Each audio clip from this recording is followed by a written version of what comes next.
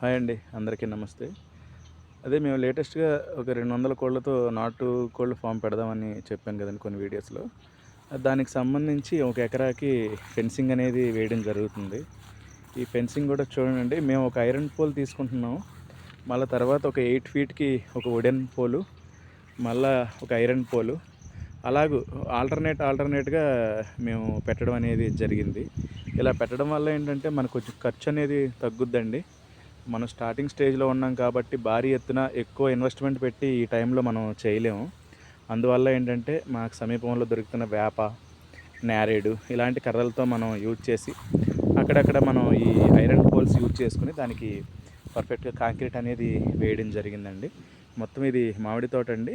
ఈ మొత్తం ఇది ఒక 10 ఎకర్స్ మామిడి తోట. అందులో ఒక 1 ఎకర్కి మనం ఆల్రెడీ ఫెన్సింగ్కి పోల్స్ ఇవన్నీ నాటడం అయింది. ఆల్రెడీ మనకి చిన్న షెడ్ ఒకటి ఉంది, లో కాస్ట్లో వేసుకున్నది.